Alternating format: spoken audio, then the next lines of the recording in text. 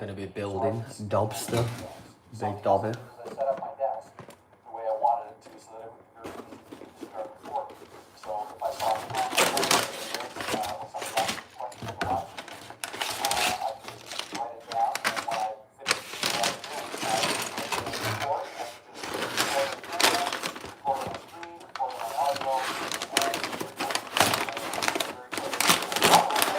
Oh, I didn't think you had any stickers.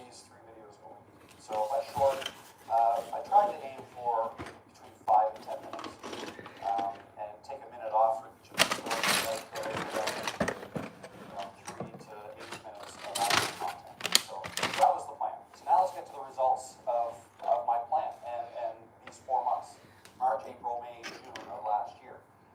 So again, before March, I think my watch hours were 285 hours per month, and the previous month. And if you do the math, to get 4,000 watch hours,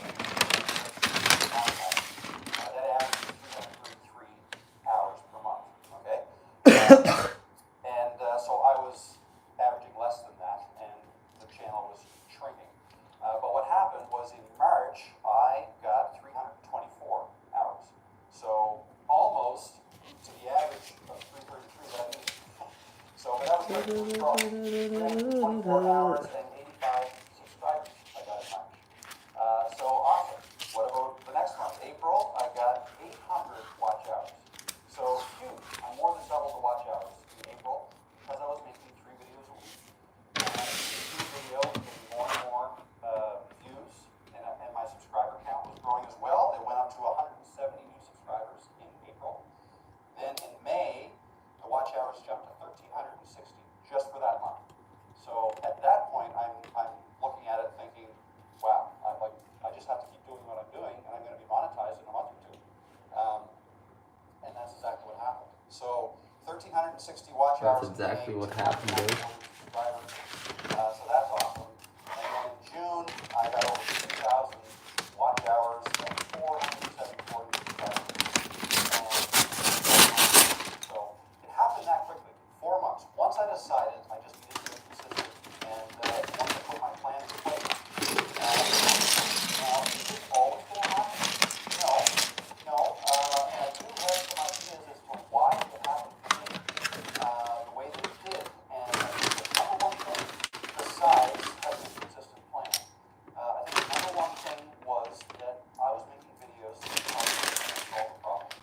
Every one of my videos was teaching people how to do something. And the fact that I was responding to all of my subscribers, all my viewers, with videos that they were asking for, right? I was never in need of coming up with an idea because I had a list of 10 to 20 because people kept asking me for more videos like this, videos like that. And so they were giving me ideas, all the ideas I needed. So I was being as helpful as I could, and I was building trust with my audience. And I think that's the key. That's the key. It allowed me to Realise how many little pieces and I are got in my first these. paycheck from YouTube for June, and it was $208 Solid pieces, a bro. month, and now it's not going to pay any Oh, like a 300 piece set. I was on my way, and I knew all I had to do. Can't remember how many pieces it is like, but and that was probably going to started keep on, on yeah. growing, and other opportunities would open up as well, because you can make money through YouTube or with the YouTube channel in way more ways than just through their ad revenue. And I started to do that in the months that followed. So let me just tell you though, before I wrap this up, tell you about the month after that. In July, I had a video go viral. So I was expecting, I think I was kind of expecting maybe around 4,000 watch hours. Hello, welcome to the video. Building based Dobby. on how my I'm growth back was too. going and how the live streams were growing. In a bit. But what Nice happened one for was jumping in I for a made one second. video that was a little bit different. I took a chance and I made a video that was a little bit different than all my other videos. It was still targeted to the same audience. I knew who my audience was. There were people who were editing videos with Camtasia, mostly for other people. So I made a video that basically said, if you're over 40 years old, I think you should start your own YouTube channel. And that resonated with a lot of people. A lot of people, dude. A lot of people. In July, I got Right, so we're doing this twice. Okay. I was hoping to get. I got over 30,000 watch hours because of 30,000. Over 16,000 subscribers. Brought in over 12,000 subscribers that month. That video alone, because it really resonated with people. So, am I saying you need to have a video go viral for this to work for you? No, not at all. I'm hoping that what I demonstrated was that I was on my way anyways before that video hit. But what happened was, instead of the $200 that I made in June, for July I made almost $1,700. And then it came back down in the months that followed, but it's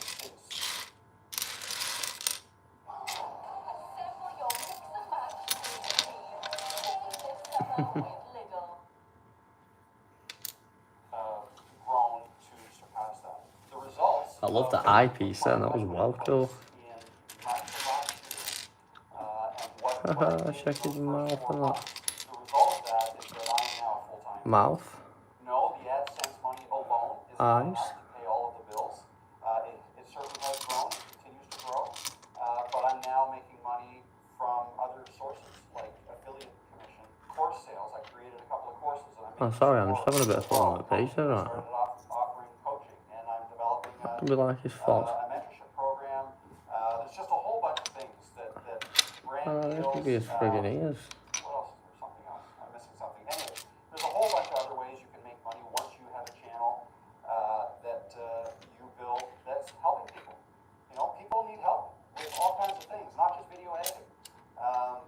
So hopefully this video will kind of open your eyes a little bit as to how you can grow a channel and how you be able to apply what I've done to what you are doing and the types of videos that you want to make. It all starts with coming up with a plan.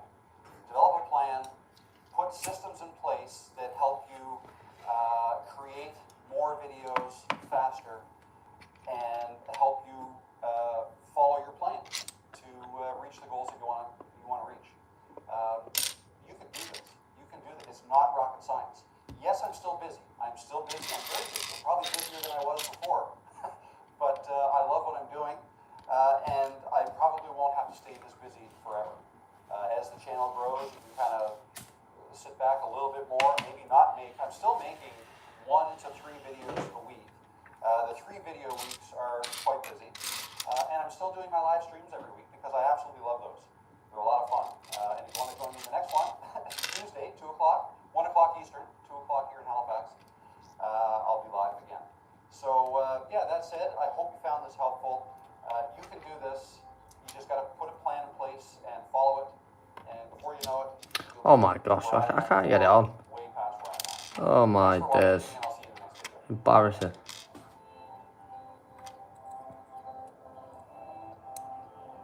Do you like my little Dobby face?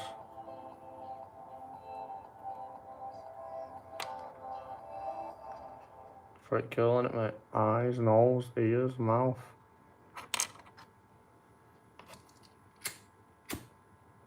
The defiance in the comment section can be palpable. Don't tell me to niche down. I want to make videos about whatever I want to make. I've got too many interests to niche down. I don't want to get stuck in a niche. I've done it wrong. Anything else. I totally get that. And at no time did I ever suggest that you have to make videos about only one niche. Let's talk about this. And I've got several points I want to make here, so I've written them down on a cue card. If you're new here, hi, my name is Rob. It's very nice to meet you. Thanks for stopping by. And if you're returning, then welcome back.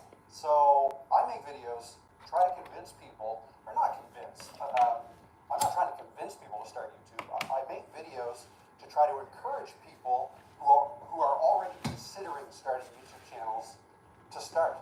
Okay, I'm kind of documenting my own YouTube journey as I go, and trying to show you I will get the light back on.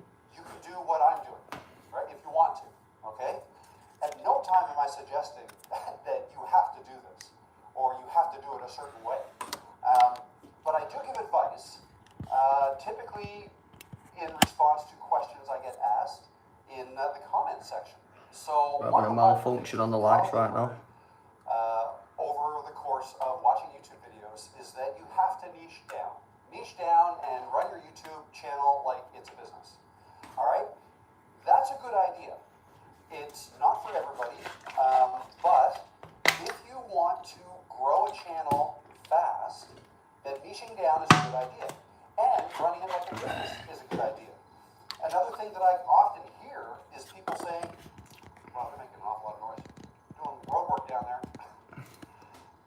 I often hear people say, I don't want to run it like a business. I want to have fun with YouTube. Okay, have fun with YouTube. Do it like a hobby. You don't have to do it like a business at all. A lot of people do, but a lot of people don't. A lot of people do it as a hobby. But where the disconnect is, or comes in, is when people want to run it like a hobby, but earn business-like revenue from it. Okay?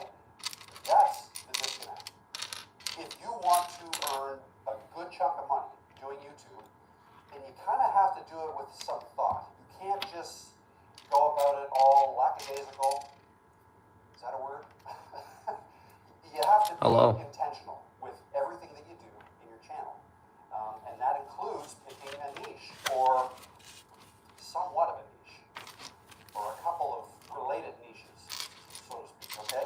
But now at the end of this video, I am going to tell you about one way you can do this very successfully without actually picking a specific niche. So there's my hook to get you to watch till the end of the video.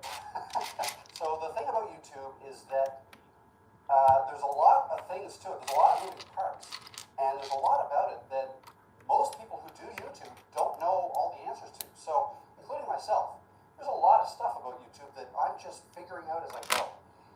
And that's why I like to think of YouTube as like one big experiment, okay? You try new things all the time and to see if they work. If something works, then do it more. Do it again. If something doesn't work, well then, the video you made or the thing you tried was not a waste of time, because you've learned something. You've learned that something does not work for you in that moment for that topic, okay? There's a whole bunch of different things, and it's hard to learn any one thing if you change more than one variable. For those scientists out there, you know that the best science experiments would be if you leave a whole bunch of things the same, but just change one thing and see if that affects the outcome. That's almost impossible to do with YouTube, because unless I made the exact same video, twice, and maybe I filmed it in two completely different locations, or, on a sunny day and a cloudy day, which day works best? In the woods or in my office, which location works best? Exact same video. It's really the only way to compare that. But, so it is hard, I understand that. But all you can do is the best you can do, and the good news is, every time you make a video, that's another set of data that you're giving YouTube. That's more things you can learn from, okay? Make a video, upload it, intentionally do some things to it, like do some things different to see how it resonates with your audience, all right? And measure the results, measure the click-through rate, watch your average watch time, and all that stuff, all the analytics, right? That'll tell you how well your videos are doing, especially with respect to your other videos. Okay, so yeah, that's all about running it like a business. Try to figure out what your audience wants to see from you and make videos like that. Try to figure out what your audience needs help with and make videos that help them. Okay, those are the types of videos that you do very well. But I'm getting a little bit off topic. My point is, if you want the most success, or if you want the best chance of success, you do kind of have to do something like that, like running it like a business, but you don't have to do that, okay? You absolutely don't have to do that. Running YouTube as a hobby is completely acceptable. Building Dobby's feet at the minute. I've given him a weird tour. Still make good money. You can. It's just that if you want to truly maximize your earnings, then you're going to have to do some things, some intentional things that might be a little bit outside your hobby. So, for example, let's say there's a certain type of video you like to make. All right, you like to make hobby type videos. Whatever it is, it's a style you like. It's a style that you find is an easy way for you to make videos. So you kind of get in a groove and you're getting good at making those videos. But if you find that you're not getting the views that you want, okay, see, now that's a question about almost like a business question, okay? Because if you're truly doing this as a hobby, then who cares how many views you're getting, right? And that's because when I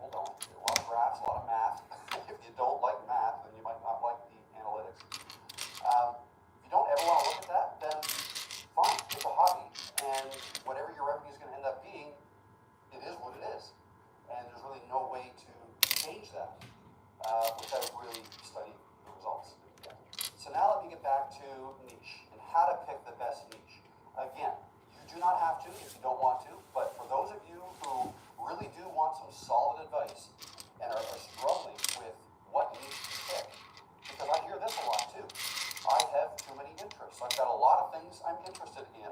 I've lived a long life, and I've learned a lot of stuff, and I want to make videos about everything I've learned. And that's cool, that's awesome. But if you really want to niche down, okay, then you have to identify one thing, or a set of related things, all right?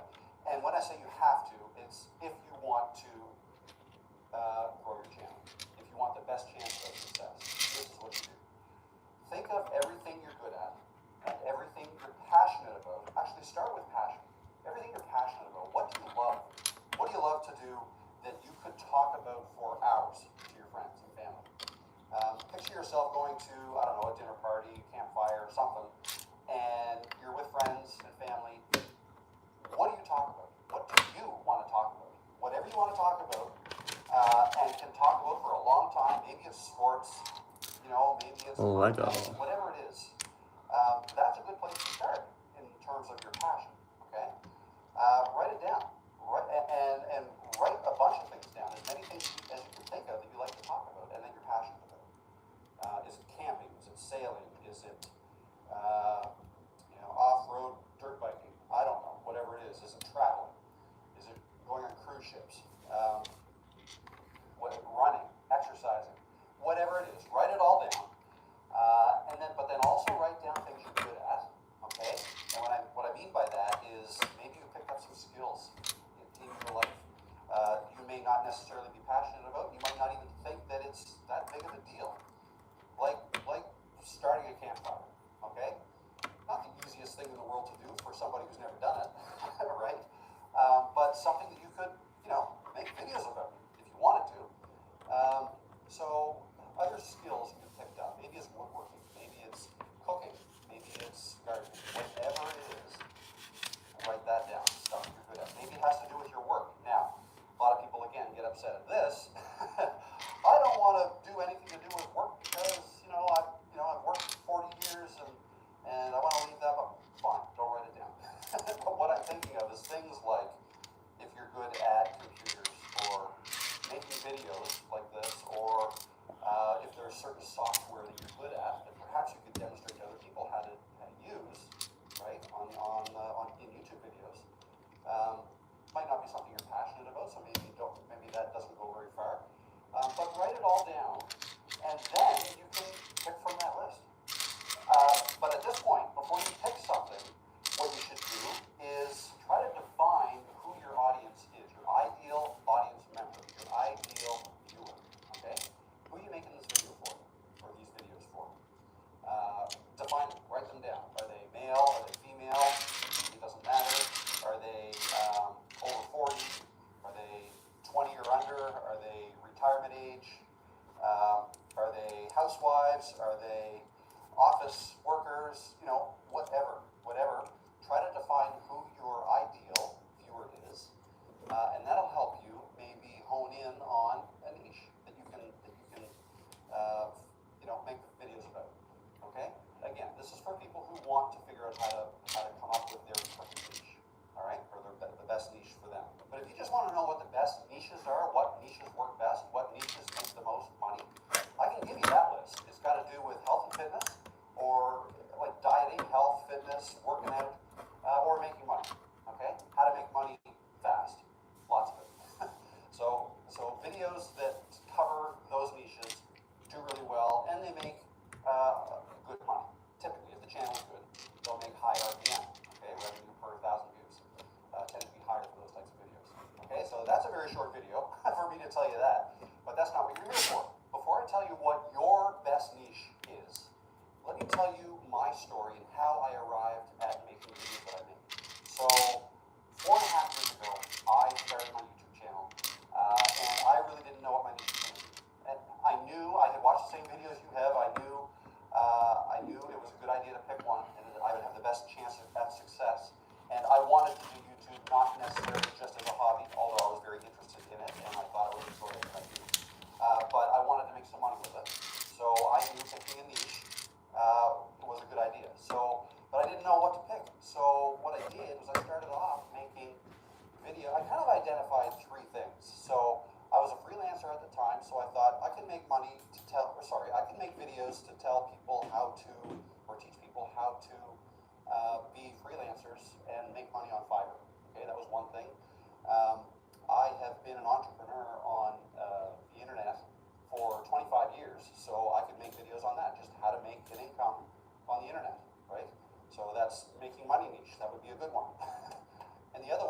YouTube, how to grow a YouTube channel. Now, I knew I couldn't start with that because I hadn't grown one myself, but I had been watching so many videos from guys like Sean Cannell at Think Media, Nick Nimmin, lots of guys like that that teach people how to do this whole YouTube thing.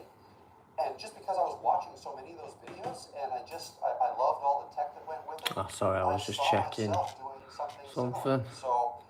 So I wrote that down as one of my niches that I wanted to explore. The other one was video editing, actually. So that actually was four. I had to edit videos. Now that I knew how to do very well because that's pretty much how I was doing my freelance work, editing videos for other people. So I could teach people how to edit videos. All right, so that's what I started with. And when I really got going, I just thought, okay, I'm going to make videos on all these things. And I think I made one of each of those four, or three, not the YouTube one, but I made one A new of each. subscriber, And I nice one. That the editing one that I had made Thank you. was doing better than the other ones, so I made more of that. And I kind of continued down that path for a couple of years. Now, it did not grow at the rate that I was hoping, so I got frustrated and I gave it up a couple times. I think I took like an 8-month break and then a 20-month break at one point. I was very inconsistent. You know, I started with a bang. I made 9 videos my first month, but then I went like 8 months without making any more. And so, you know, what did I learn? I got half decent at making videos for YouTube for myself, and when I finally started up again, making more video editing videos, I then pivoted to make my first, you know, how to start a YouTube channel video, and it was geared around people over 40 because the people I had been making video editing videos for, that was around Camtasia, was the software. Most of the people who use Camtasia are professionals in the, you know, they're either professors or teachers. They're in the educational field, and most of them are older. In my mind, that's what I figured. So I thought, all right, let's make videos for people over 40. Maybe these people would like, they're already making videos. Maybe they'd like to know how to start their own YouTube channels instead of just making videos at work with Camtasia. So I made that, I made the pivot. That did very well. So I continued down that road, making videos, encouraging people to grow their own YouTube channels. So that's the condensed version of my story. And the reason I told you that is to try to put your mind at ease that it's not that imperative that you pick your niche right away. You can kind of fall into it later. You just have to get started. But if you ask me what is your best niche, like the absolute best niche for you, and I'm talking to you as if you are over 40, like I am. I'm over 50. So if you're older, like me, then you've probably learned a lot of stuff in your life. All right? You've got life experiences. You've experienced things that, and learned lessons from. Okay? Whatever they are, your story is unique to you. Okay? And you've probably got lots of stories to tell. Okay? So what I'm trying to tell you is you can draw from that to make videos to help people similar to you. So what I mean is, if you've gone through some things that you know, you might think they're pretty special or unique to you. Maybe they were bad things. Maybe you've experienced, you know, I don't know, a breakup, or loss of a job, or loss of a loved one, or something, and maybe you struggled with it. Maybe you struggled with addiction or things like that. And maybe you're even still going through something. So whether you're still going through it or you've gone through it and come out on the other end, either way, there are people out there who would love to hear from you. Okay? There's people out there who may be a few steps behind you. Maybe they're still going through it or about to go through something that you are going through or have gone through, and they'd love to hear from you. Okay? They would love to watch videos that would help guide them through whatever it is they are going to go through. Oh, I love it when I put pieces on and they're just on the complete wrong way, like I've not looked at where to put them. Gained over the vast number of years you've been around, the types of videos that really resonate with a lot of people, okay? And I'm not just talking about, so with your life experience, if you just want to make a video just kind of like a show and tell type video is the way I refer to them, and just kind of talk about yourself and talk about your own situation and not relate it at all to anybody else, that's not going to work as well. If you want to do that, just for documenting purposes, for instance, maybe it might make you feel a little bit better, a little bit therapeutic even to do that, that's totally fine. But if you want to reach other people, that is how you grow a channel, if you're interested in doing that. And you can do that by helping people by sharing your life experiences, okay? Does that make sense? It's a little vague, I understand that, but see, everybody's life is different. Everybody's gone through different things, so there's no real way to kind of nail it down, but that would be the ideal niche for you.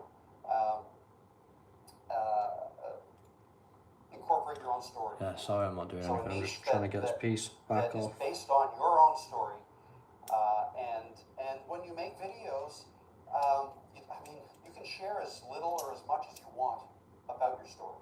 Okay, whatever is relevant, I suppose. I mean, privacy is a concern. There may be things you don't want to share, and that's fine. It's totally fine. You don't have to. But you know, every time you do share something about yourself in a video like that, it is so appreciated by people, because people are out there wanting, they're wanting to watch authentic videos. They want to watch real people talk about real issues, real life, and if you can do that and open up and help people through things, they will be forever grateful. They will subscribe. They will comment, right? They'll like. You'll gain super fans that way, okay? And then you can just keep growing from there. You know, every video can feed off itself. You can get into live streams. You can advertise your live streams from your videos and vice versa. And take it as far as you want. But now we're getting back into kind of turning it into a business, right? Again, don't have to do that. But if you want to really make a good go at YouTube and be really successful, give yourself the best chance at success, then you do kind of have to treat it like a business. I know that's going to be the ugly B word. People don't necessarily want to hear that. It is very rare for somebody to start a YouTube channel and not treat it kind of seriously and make it into a huge success. That doesn't usually happen. Usually successful channels are successful because there was some Sorry, intentionality doing something a sec there. the videos they made, the topics that Doing his they mouth, on, no? right? So, food for thought. Sorry, I think the video is long enough. Thanks for watching. I hope you enjoyed this. If you have any questions, leave a comment down below. Be nice. Again, I'm not trying to tell you what to do. I'm not trying to tell you. And yeah, I guess this stems from some comments that I received. I'm not even thinking about doing Oh, chest, man. Every once in a while, I do get comments from people that say, you know, if I don't want to do that, I shouldn't have to do that. And you're totally right. You don't have to do. None of this is you have to do this, you have to do that. You know, everybody's YouTube journey is different. Okay, some treat it like a business and only business, and they don't even have fun at it. I don't necessarily like that. I treat it as a business and I have fun with it. That to me is the ideal combination. So, anyways, enough of that. Thanks for watching, and I will see you in the next video. All right, bye. I'm always missing a Short piece. weather, it's 10 degrees Celsius. I can feel it. I can feel it. Summer's around the corner. Shorts and no sweater. Maybe next week. I think my next video is going to be indoors. Inside, I want to make a video about how to live stream. I've been talking about that for a long time. Some of you are going to start to get upset at me if I don't come up with that video soon. Yeah, so this video Wednesday morning. Hopefully the live stream video Friday morning. Then maybe on the weekend I'll go into Halifax. Wow, that's loud.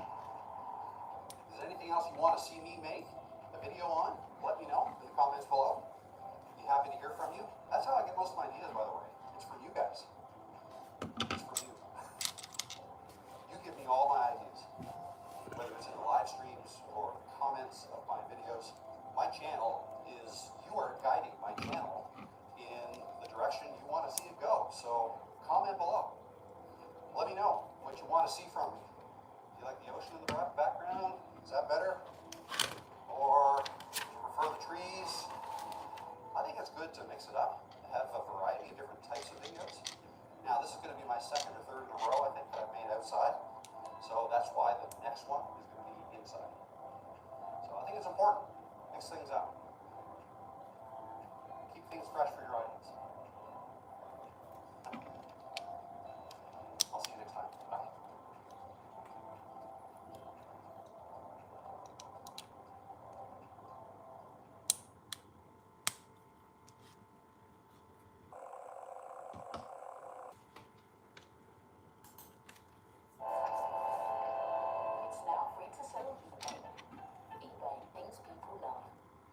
YouTube videos aren't getting at least 500 views, say in the first 2 to 3 weeks, then this video is for you. I've got several things I want to talk to you about, and all of them are going to help you increase your views, because 500 views is not really a lot, okay? It might seem like a lot, and in fact, no, I should go back on that.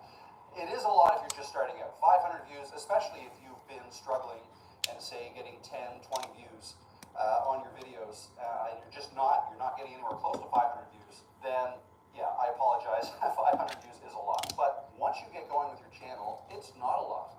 It should almost be expected to get at least that.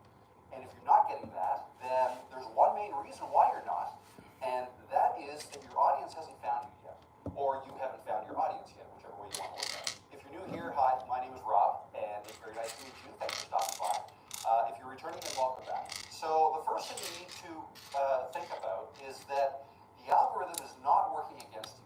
The algorithm is a computer, or a set of computers, servers, AI programs, if you will, that are designed to maximize the number of views on YouTube videos. Doesn't care whose videos they are. So it doesn't matter if your channel is new or old. It really comes down to the video and how good is the content. Right, all I will say, nobody say How good is anything. the content, right? So if your content is good and you're able to reach your audience, It does not look what do I mean by like you anything. found your audience? It's just his nose. Well, when you start a new channel and when you make videos on that channel, they need to be made with your audience in mind, with your ideal viewer in mind, okay? That is to say, now, I just made a video last week where I talked about you don't have to niche down and you can do whatever you want, and that's true. So I should preface this by saying, if you want to grow your channel, okay, then you need to make videos that your audience wants to watch, okay? You can't just make videos that you want to make. That can be fine to a certain extent, but for the most part, you should be thinking, if you want to grow, you should be thinking about making videos that other people want to watch, okay? So before you can do that, you have to figure out who your audience is, right? You have to define them. Who is your ideal audience? Your ideal avatar, is what some people call it. Are they male? Are they female? What age are they? What do they do? What are their hobbies? Things like that. What do they need help with, right? So once you define who your audience is, then you can make videos for them. But that's not where this stops, because YouTube needs to find them, okay? They're not just going to magically find your video, all right? There are some things you need to do to help YouTube along in finding your audience. And the other thing I want to point out is it's in YouTube's best interest to find your audience, to find your ideal audience, okay? They want to do that. Just put Dobby's head back They on. want people to watch YouTube videos, right? The more videos that are watched on YouTube, the more ad revenue YouTube will make. If you're monetized, they'll pay you a portion of that ad revenue. Before I go any further, I want to thank today's sponsor, Saley, your new travel buddy. If you're traveling and need mobile internet, but want to avoid crazy roaming charges, you need to check out Saley. Saley lets you stay connected in over 200 places around the world using an eSIM, so there's no need to swap physical SIM cards or hunt for Wi-Fi when you land. You just download the Saley app to your phone, pick a data plan, and you're all set. You'll have internet wherever you go without expensive roaming fees. If you've ever been lost abroad or badly needed an internet connection with no Wi-Fi spot in sight, you'll understand what a difference a local SIM card can make. An eSIM from Saley provides an internet connection wherever you travel, offering global and regional plans to suit your needs, and is compatible with both iOS and Android devices. Download Saley today and get an exclusive 15% discount on any data plan with the code RTM at checkout. Just download the Saley app or visit saley.com/RTM. Thanks to Saley for sponsoring this video. It starts small, doing what you can, when you can. It's just one change, followed by another, and another, until you wake up refreshed. Find your step. And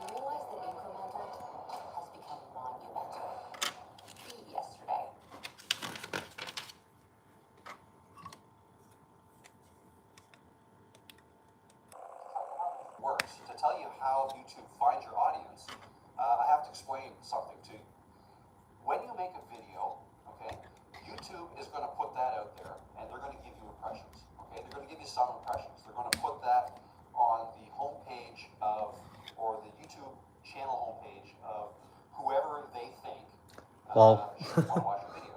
All right. In order to maximize that does not look chances that like you get that anything. right, and they put it in front of the right people, there are some things you can do. One of the best ways to ensure YouTube finds your right audience is to keep making videos on the same topic. Okay? Trying to give Same Dobby the niche. sock. All right, and that's exactly the Take video I the just sock, made bud. last week, where I suggested you don't have to niche down. But the bottom line Doesn't want is, to take if you it. do, and if you make all your videos on the same topic, then that'll increase the chances that your audience that YouTube is going to start to find will like the additional videos that you make. Okay?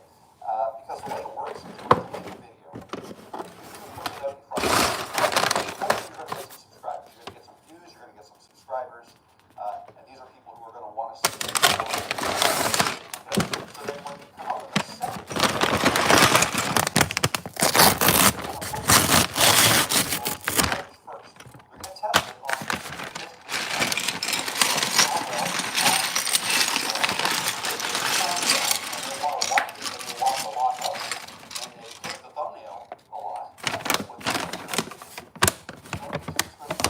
Inside the bag if you want to see. that it's a good video, and they're going to push it to some more people. Okay, may not even be subscribers; they may be people who are similar or have similar tastes that like to watch similar videos to the people who are already subscribed to you and watch the video.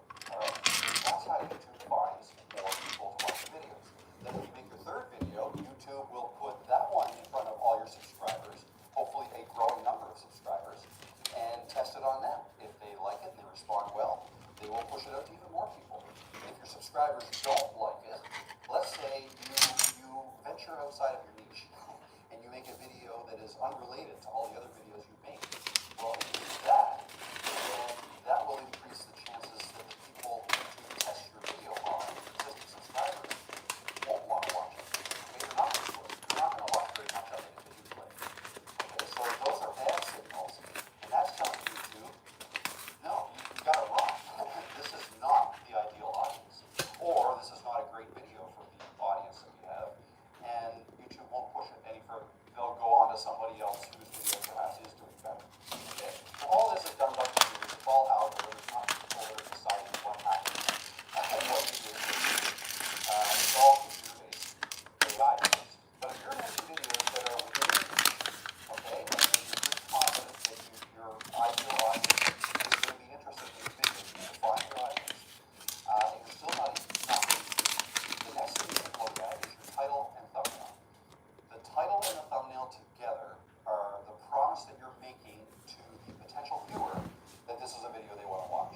Okay, it's a tag for your video. Gonna grab a drink The 1 minute. advertisement on YouTube. That's what they're going to see. They're going to see a whole bunch of thumbnails and titles of potential videos to watch on YouTube's homepage or the recommended page, and they're going to decide what video they want to watch. So if they want to watch yours, if they like your thumbnail, your title, then One National Trust membership, so many weekend adventures planned. For just over £13 a month, our joint membership has opened the door to hundreds of beautiful places. And today, we're at our local National Trust, Kettleston Hall. I love history, so the first thing on the agenda is to visit the house. It feels so surreal to step back in time, and I walk around wondering what it's like to live there. Our membership helps to protect incredible places like this. Every penny goes towards looking after nature, beauty, and history. For everyone, forever. So not only does the National Trust membership provide you with great days out, it also means you'll be doing your bit for conservation too. After exploring the house, it's time for Crockett's favourite part of the day, and that's a very exciting walk around the grounds. We look to finish our walk Right, with a I'm look back. into the cafe and have a well-earned piece of cake or a scarf. It's always a great day visiting the National Trust. And on the way home, we'll be planning our next one. If you want a limited day out this summer, make sure to buy an annual National Trust joint membership by annual direct debit. You'll even get a £10. okay? But if they don't like it, they won't click and your video won't go any further, okay? The way you can measure that is with the click-through rate, CTR. If your CTR is higher than your CTR normally is, that's a good sign for a video, all right? If your CTR is lower, that's a bad sign, and then maybe you need to work on better thumbnails that resonate with your audience, okay? So that's when it comes down to, you want to test things. You want to test different types of thumbnails.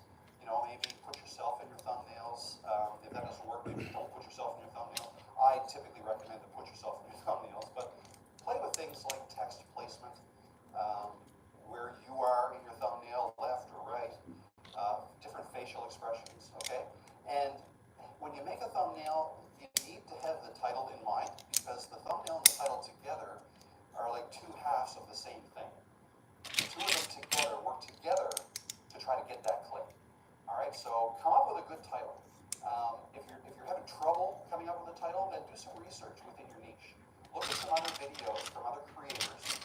similar videos to you, and see what's working for them, and then try to do the same thing. Use a similar title and put your own spin on it. All right, and then what you do with the thumbnail is put some text on the thumbnail as well. You don't have to, but one good strategy is to put some text on the thumbnail that plays well with the title. So, you know, maybe your title is, you know, if you're not getting 500 views on a video, do this, and then that could be the title, and then maybe the thumbnail says, do this now, or you won't regret it.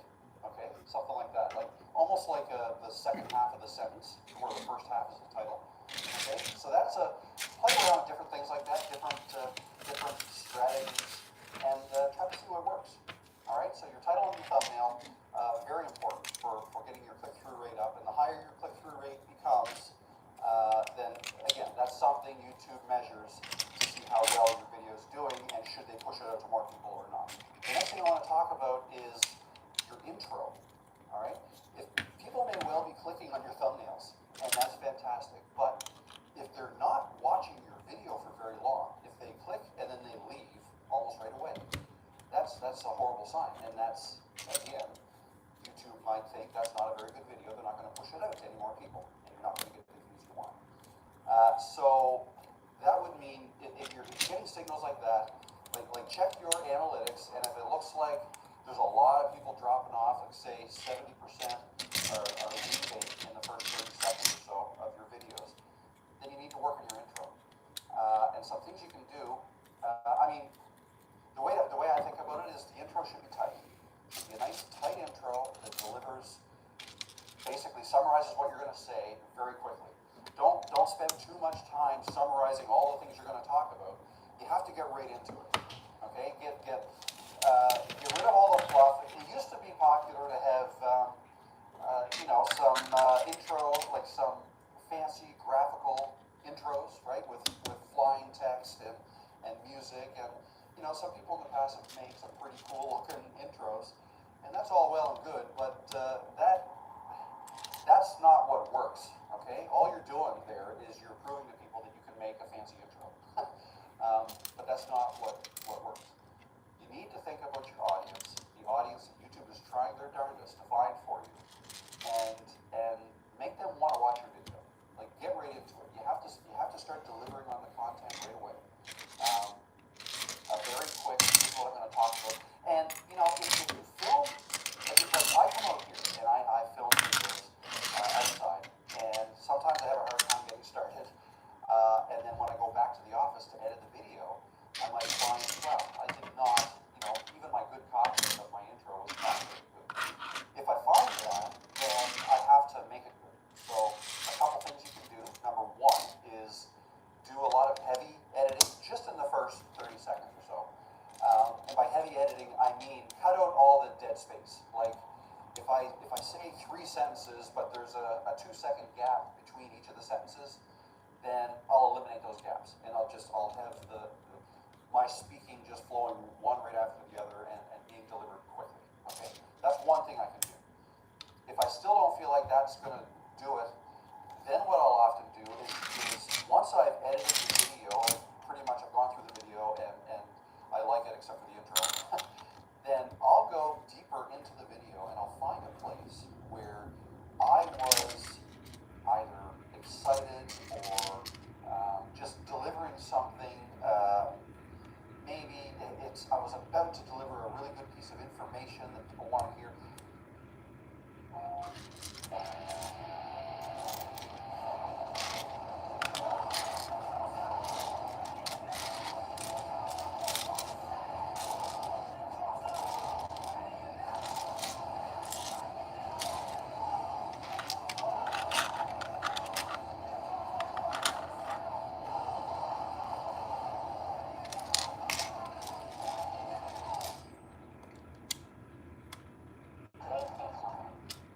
Basically, I'm looking for a bit of a cliffhanger. I want to excite the viewers in my intro, so I'll find something like that, or maybe even 2 or 3 little, you know, quick little 2 to 5 second snippets of video.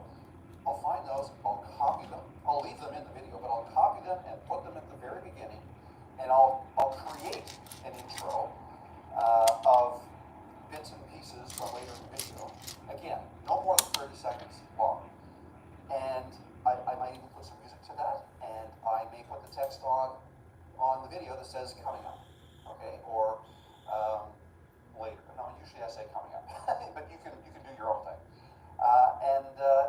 So I'm trying to create some interest, maybe a bit of a cliffhanger, but the idea is to try to entice people to want to watch the whole thing, okay?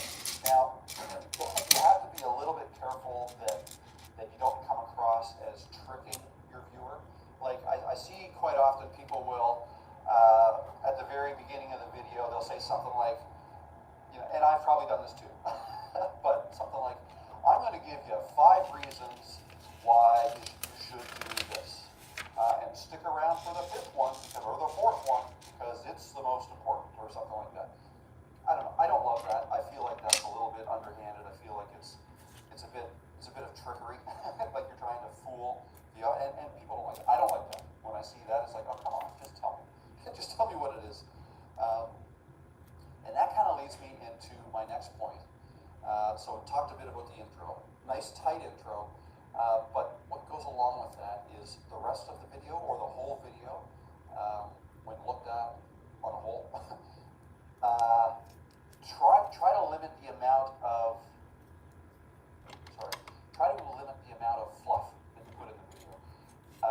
Don't turn a 4-minute video into an 8-minute video just because you think it needs to be 8 minutes, and fill it up with a bunch of, you know, garbage that doesn't really add value. All right, you need to deliver value for the entire duration of the video. Okay, sometimes I feel like I'm not that good at that. I will sometimes just go on a rant, or not a rant, but I'll just ramble on and just talk. And you know, some people don't like that. I feel that now at this point that the people that my subscribers, you, typically are okay with that because you know me now, and that's just the way I talk. But when you're starting out, if you know, if you don't have that many subscribers, you don't have a huge following yet, then be aware of that sometimes people, they don't want their time wasted, okay? And a lot of people will know when their time is being wasted, and they don't like it. And I understand that, and I get that. So my point is, deliver the information you want to deliver in your video as quickly, as informatively as you can, and your audience will appreciate that, okay? And the whole reason for doing this is because average view duration is very important to the success of a video. You want people to watch most, if not all, of your video on average. So, you know, if the average viewer watches 80% of your video, that's phenomenal. And YouTube will notice that. It's like, wow, okay, this must be a fantastic video. We need to find more people like the people who are watching this. We need to find more people like that and put this video in front of that. And, you know, if they're clicking and they're watching for a long time, that's it. Content is king. You got to remember that. Content is king. It has everything to do with the value you're delivering in your video. That's basically all it is. So if you can keep those things in mind, right, stick to your niche, YouTube will find your audience for you. If you have well-performing titles and thumbnails, I've never seen a deliver your sticker intros in the nice and middle of a quick, piece like that. and deliver value throughout your video, and don't make it unnecessarily long, you'll be rewarded with views, and you'll in no time be up to 500 views per video, and then the sky's the limit after that. You'll just channel will grow. So that's my video for today. Thanks for watching, and best of luck to you on your journey to 500 easy views per video. I wish you all the best, and if you have any questions or comments, feel free to leave them below. Otherwise, I'll see you in the next video or the next live stream. I go live tomorrow afternoon. I hope to see you there. Every Tuesday at 1 p.m. Eastern, I do a live stream and I answer any questions that you have. So feel free to drop in on that. I guess that's all I got to say. Other than, it was nice to be able to make this video outside in short. I've just put the sticker there. shorts and a t-shirt today. First time of the year is April. Summer's on its way. All right, talk to you soon. Bye.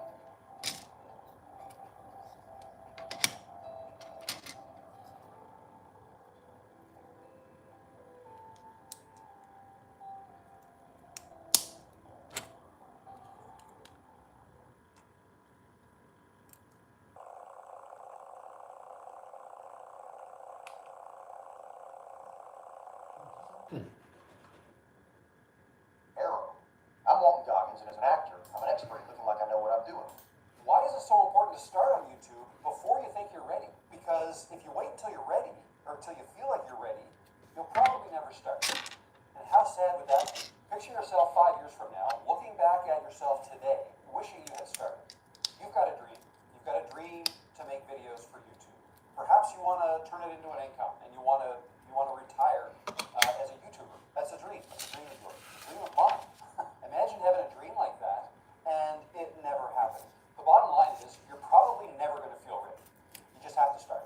If I go back 4.5 years from now, that's when I started my YouTube channel. I had spent months leading up to that trying to get ready. I was watching a lot of videos, a lot of creators that I really admired, trying to learn as much as I could, trying to learn about equipment, about lighting, about script writing, editing videos, all the things you need to learn.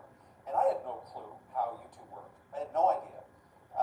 I just knew that I wanted to do this. I had it in my mind that, wow, this is like a dream job, right? I wanted to do it into retirement. I wanted to move away from doing things to get paid to teaching people how to do They were things very awkward and stickers. making an income that way. Okay, so it was a dream of mine. But I spent so much time Last sticker, it's trying sad to now. get ready. Just learning, buying equipment that I thought I needed, because I would see people use this equipment in their videos, and I would think, yeah, I want my videos to look like that, so I need that equipment, that camera, that lens, those lights, all the things. And the bottom line is, yes, I did some learning in those days, those early days, but not enough, not near enough. I would never learn enough by consuming other people's content. It just wasn't going to happen. The only way to learn what you need to know to do this YouTube thing is by doing. You have to do it. You have to start messy, start clumsy, right? It doesn't matter. Your first videos don't matter. I'm getting ahead of myself. I got some notes here. I'm trying to do this off the cuff, but I always have to refer to my notes. So you learn by doing. That's the only way. I can't say it any better than that. Like if you have a phone, you've got all you need to start. Okay, everything else you could do for free. You don't, I mean, a selfie stick, I'm holding a selfie stick here, it's holding my phone up. So yeah, spend $20, get yourself a selfie stick. Yes, I'm using a microphone, and that cost me a couple $100, but you don't need that, right? Phone, selfie stick, pretty much all you need. Get some free software to edit your videos. YouTube itself is free, right, to upload. That's it. Then you just got to start, you got to start making videos of yourself. That's the thing. That's the thing that takes probably the most practice, and you can't learn by watching The question videos. is, did I do You it can right? try, and actually I've made a mini course on how to get confident talking on camera, but that's not what's going to do it. The only reason stuff like that works is if there are That's definitely not right. How is that not right? So, and you don't need a course for that. Just pick up your phone, look at it, and start talking, right? My best advice is to practice talking to your phone, like I'm doing right now, for say 5 minutes every day, right? You don't have to post it to YouTube. Just get used to talking to the camera, because it takes a while to get used to, right? You can pretend all you want that you're talking to a friend, but the phone doesn't look like any friend of mine, right? It doesn't look like a friend at all. It doesn't look like a person. So it takes some getting used to. There are some tricks, right? You can picture that you're talking to a specific friend if you want, and you can. Something I like to do is pretend that a friend of mine has asked me a question, and then I'm going to go ahead and answer that question, the topic of whatever video I'm making. practicing, just, picture that somebody has just asked you a question. Now answer it. Like, read yourself the question, answer it while looking at the camera. And try to talk as naturally as you normally do. And the more you practice that, the better you'll get at it. So that's how you learn. You learn by doing, you learn by practicing. And the only way to start that learning is to actually start making videos. Or at least start talking to your camera. But I would say just start making videos and upload them. Start messy, clumsy. Like, it doesn't matter how good your first videos are. It really, really doesn't. Like I said, I started 4.5 years ago. I'm going to say the last year I've been doing it, full time. But the first 3.5 years or so, I stumbled. Like, I made a bunch of, I'd go in spurts. Like, I'd do 9 videos my first month. I did 9 videos in my first month. Okay, I finally got going. And when I say first month, I had spent many months procrastinating, trying to get ready, thinking I needed it, and buying stuff, right? I spent lots of months getting ready. Finally made 9 videos, didn't see the results I wanted, and I gave up. Okay, I gave up for like 8 months. Ready to go on a big fall piece of journey. This is your invitation. The new trailer starts now. So we live in the same city. Are you gonna ask me out? Would you like to be asked out? How many work the rest? Are you on your way? Please. I know we get into you. You headed back to the city? I might make a little detour. I'm a big fan of scenic routes. Me too. Why are you single? I suppose I haven't met the right one yet. What about you? I meant to be alone. Are you ready to blaze up? What is that? Maybe we should go through it.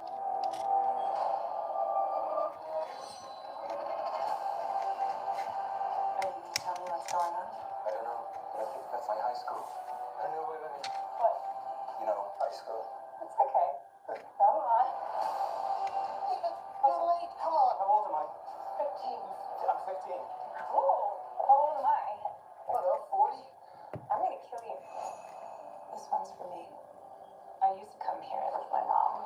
Nice to share this with someone again.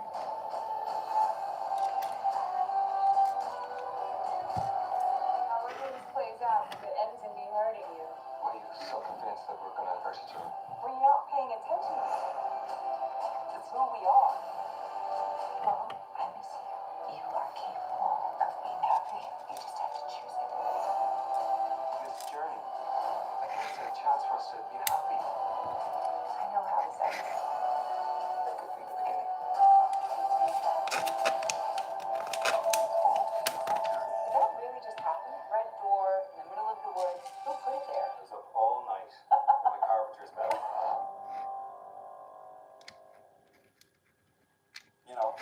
I wish I had that time back, but it got worse, right? After those 8 months, I think I made 2 or 3 videos.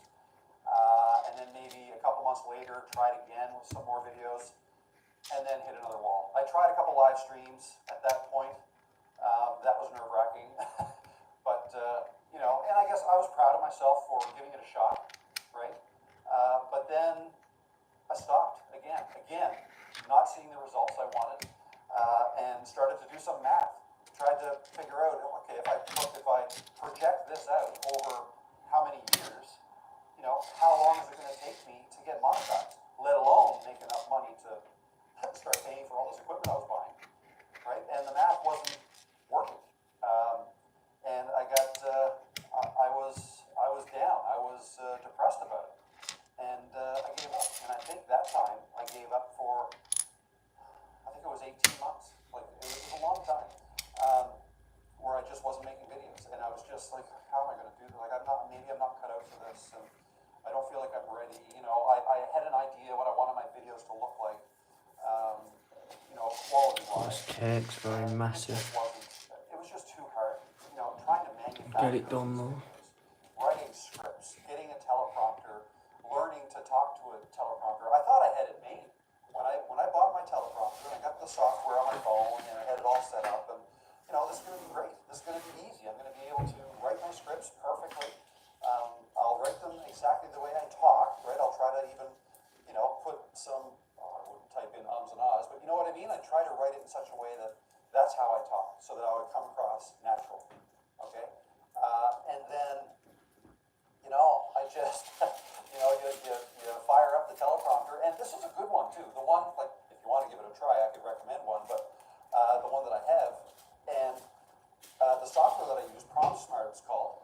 will automatically advance as you speak. Like it uses your phone's microphone to hear what you're saying, so it knows, how to advance the script. So that's awesome.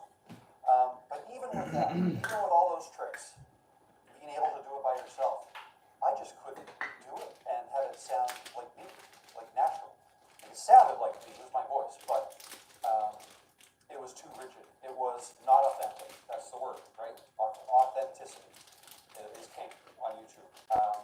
And people crave it. Like people, if you're authentic in your videos,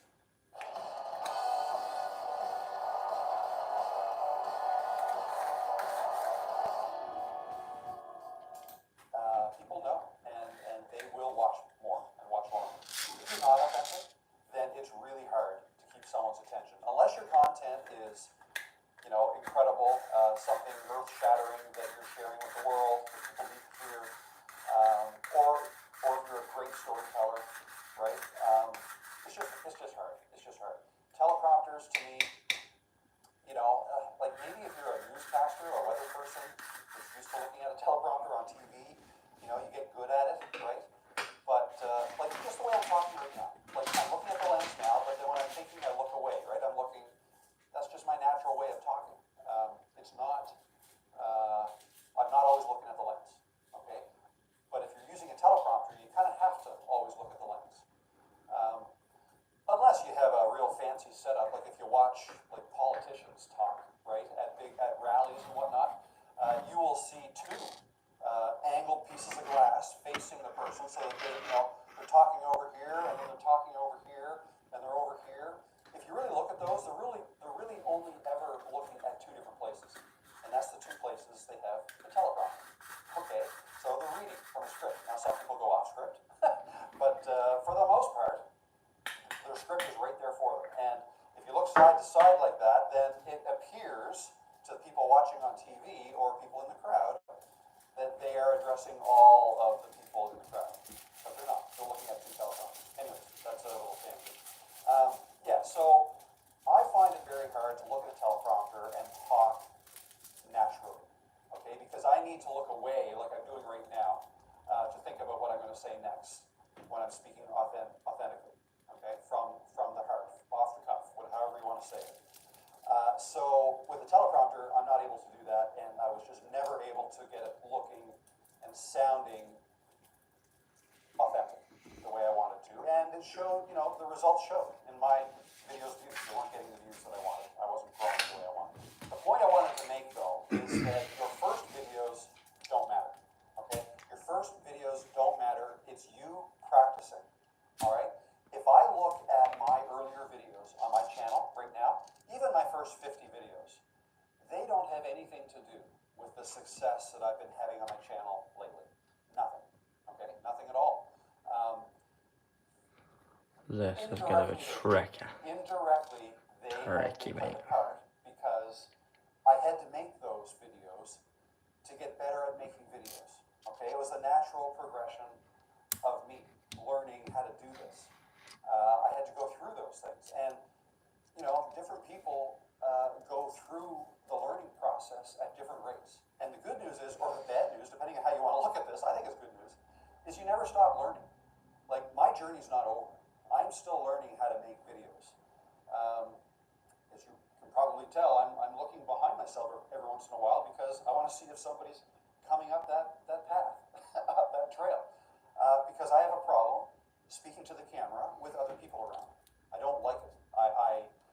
My voice gets lower, and I'm way more self-conscious about what I'm doing. I'm not able to be myself.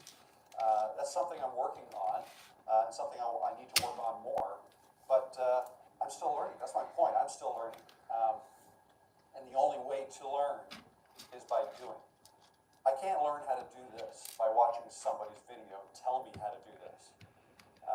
Or just watching gear videos and all. I mean, you can learn some stuff about gear, but the end of the day is I've learned, I've watched videos, I've watched detailed camera equipment videos that I don't need. I wasn't sure what to watch next, so I watched, what does f-stop mean on the camera lens? And, I picked up some stuff here and there, but do I really need to know all that? No. that I bought, the lenses and stuff, I don't need any of that. This phone, this selfie stick, this mic, actually, I love this mic. It's all I need. So when you're making your first videos, just know that you're making them for yourself. Do a good job, like the best job you possibly can. Like try to, have pride in your work. But don't worry about what other people think about it, because it doesn't matter. No one's going to see them. No one's going to see your first videos. Okay? Maybe down the line, once you start growing, people will be coming into your channel, not from your old videos, your first videos, but from your current videos that you're making. And some of them may go back in your catalog and see, what you used to make for videos and maybe how far you've gone, right? And that's kind of a fun thing to check out. Like for me, I like going to creators' channels, people who I like watching their videos. I like their videos. And I love going back through their catalog to see, still nobody coming, to see what they were like in their earlier videos. I think that's fun. And I love it when they leave those videos on. So I've done that. I've left my first videos on my channel, kind of as proof that I once didn't know how to do this, and that maybe now today I'm a little bit better than I used to be. Okay? So, but no, those first videos did not have anything to do really with my channel growth, certainly not of my growth now. It's all my current videos. So just remember that. Your first videos are just for you.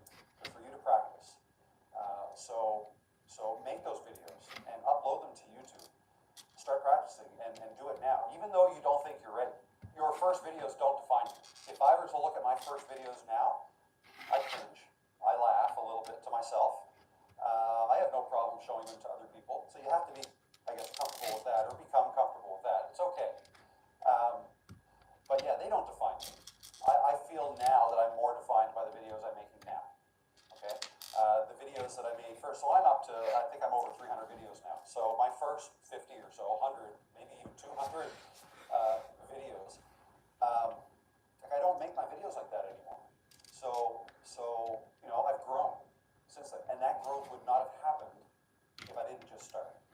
Okay? There was no way, if I were to look back at my journey, which again is not over, I'm still learning, I'm still on this journey, I hope to be on this journey for a long time. But if what was I going to say?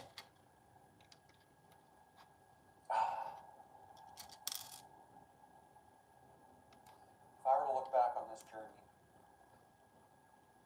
what was it?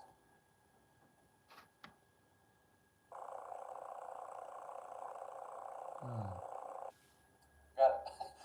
If I were to look back at my complete journey from when I started to now, okay, even though it's not done, there is no way that I could have gotten to the place where I am now, or even a couple months ago, without having posted those first videos.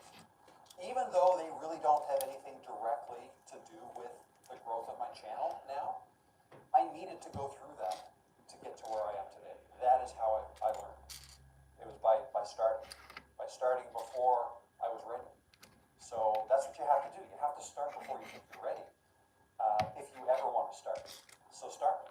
Just start. Pick up your phone and your selfie stick. I'll give you a week. Maybe you got to order a selfie stick, right? Maybe you want to order a mic. You don't have to, though. Just start with your phone.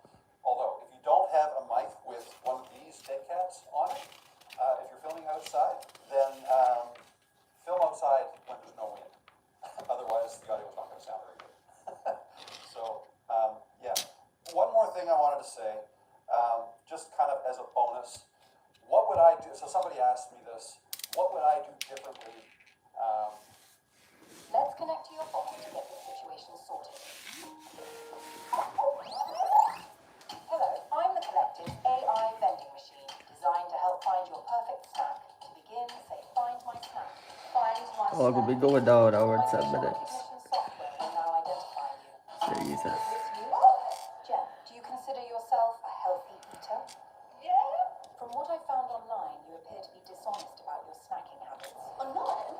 Unhealthy snacks detected. That's on my Instagram. So wait till it pulled out. Since I can't rely on your verbal answers, I will now deposit a swab. Run the swab around the inside of your mouth, then deposit it in the sensor. Oh gosh. Whilst I process your swab, why not try this cherry and acai immunity yogurt from the Collective? It's packed with vitamin C and D. No, I've got to do 2 of these, are you joking?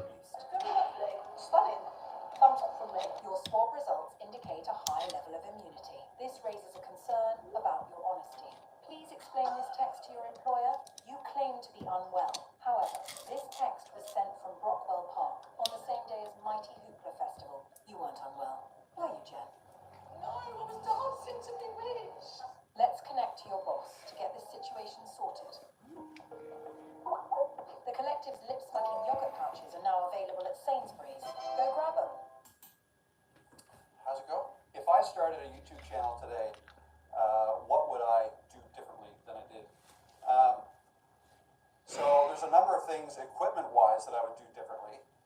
But first, let me just say that the reason I made this video today, I don't know how many of you actually watch my live streams, but I go live every Tuesday. Today is Tuesday. I was live earlier today. And I put a poll up there, and I had 4 possible titles, and I said, after this live stream, I'm going outside, and I'm going to film a video. Here are the 4 choices that I came up with, and I had a poll, and I asked my viewers of the live stream, which video should I make? So this is the video that they chose, and now somebody, I forget his name, but suggested that the 4th choice I should add on to this video as a bonus. That's what I'm doing now. So that was, if I were starting YouTube today, what would I do differently? What I would do differently is I would have started before I did. Okay, even though I started when I did, I had been doing too much thinking about it leading up to that. So I would do that differently. I would start earlier. And I don't know a creator who wouldn't say that if they had to do it over again, they would have started sooner. Okay, so that's the number 1 thing.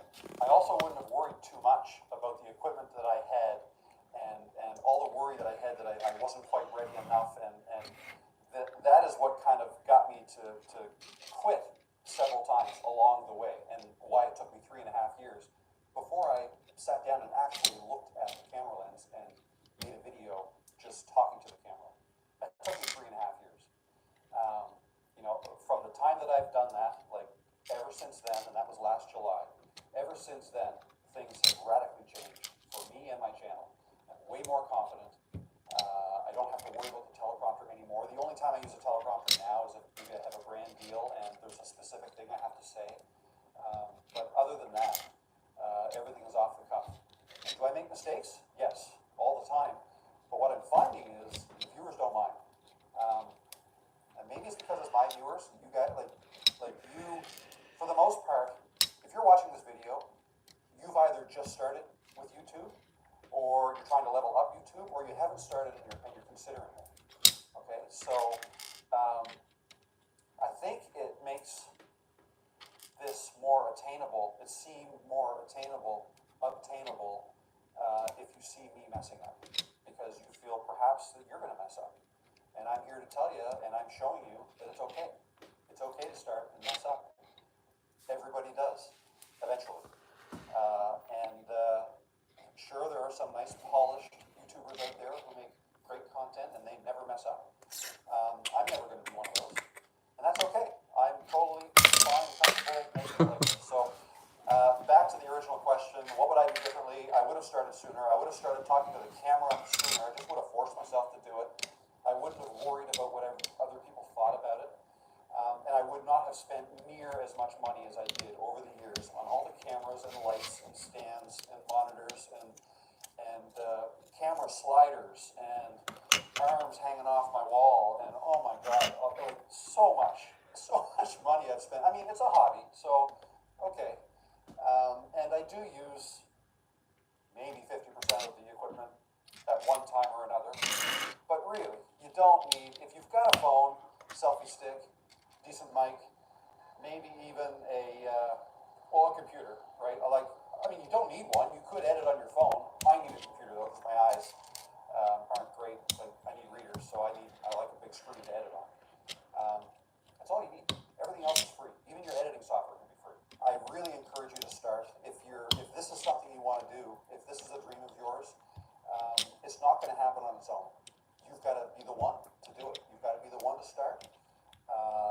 No one's going to push you, I don't think. I'm trying to give you a nudge, maybe, because I think you really enjoy it. I'm having a blast. Took me a long time to get here.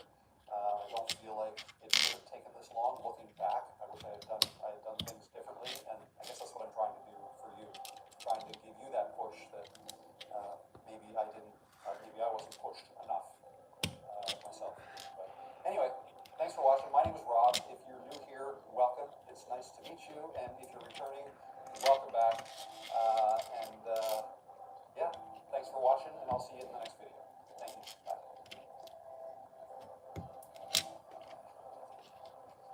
Test.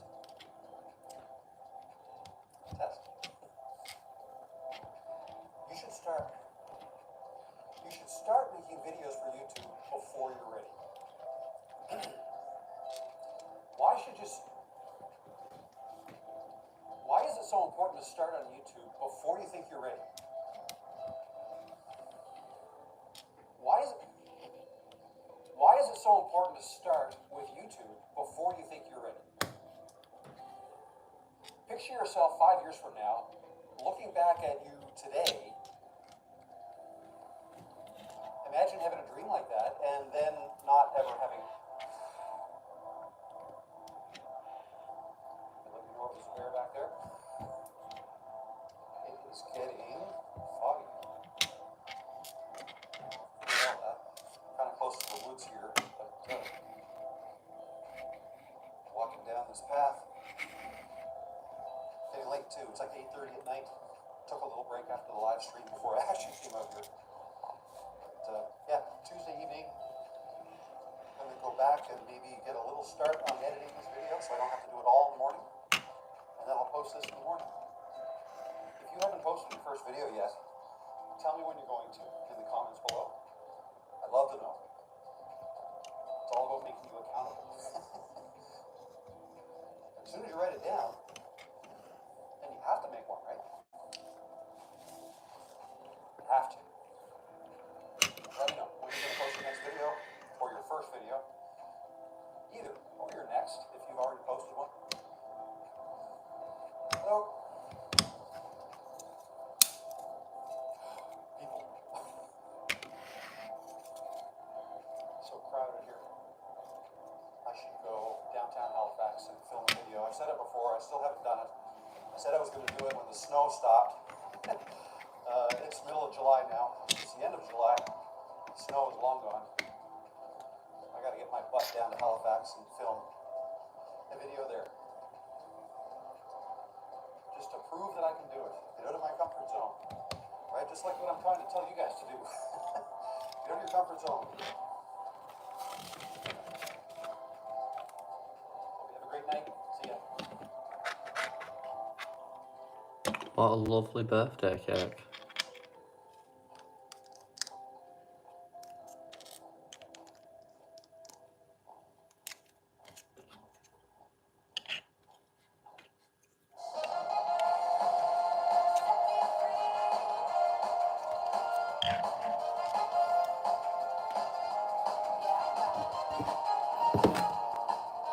Right, this will be the last live stream for Dobby, so that's him complete now. Just gotta sort this out.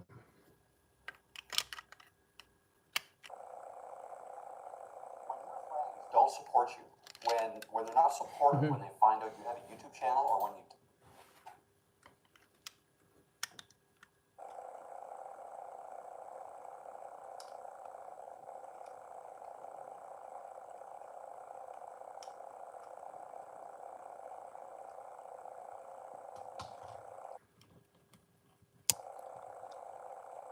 Position them properly, then that's going to be it.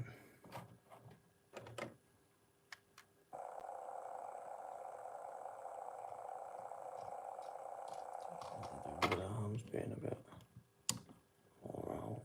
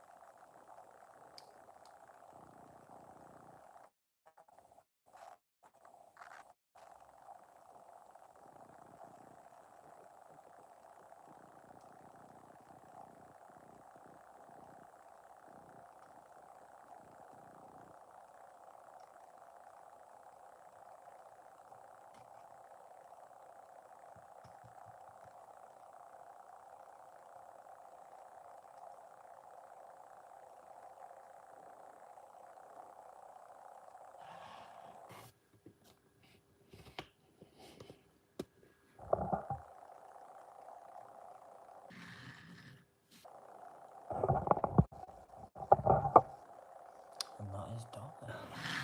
Gonna review it now.